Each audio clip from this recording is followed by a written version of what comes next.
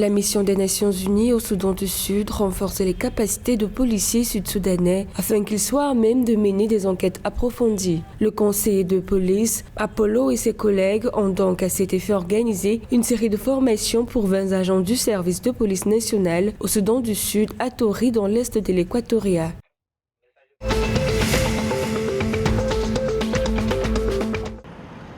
La Tanzanie signe un accord avec l'Agence japonaise de coopération internationale sur l'amélioration de la logistique. Dans le cadre de cet accord, l'Agence japonaise de coopération internationale doit débourser un don de près de 23 millions de dollars pour le projet de réhabilitation du port de Kigoma. Dans le cadre de ce projet, la capacité du port de Kigoma sera renforcée grâce à la construction du terminal passager, à la réhabilitation du quai passager et à l'amélioration des routes d'accès. Ce projet contribuera ainsi à renforcer le corridor central et assurera un transport stable des personnes et des marchandises le long des zones côtières du lac Tanganyika, selon les autorités.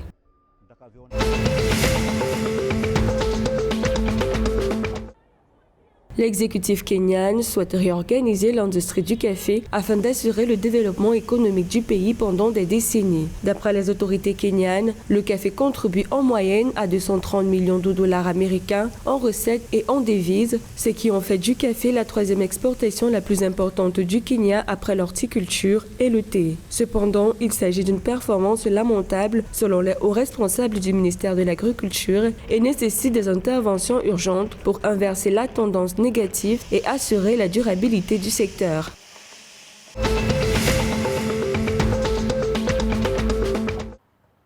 Le Rwanda envisage d'introduire la taxe sur la valeur ajoutée sur les services en ligne utilisés dans le pays. Selon les informations de l'Office rwandais des recettes, la proposition est actuellement au ministère des Finances et de la Planification économique, d'où elle fera l'objet de plusieurs procédures avant de pouvoir commencer à être mise en œuvre.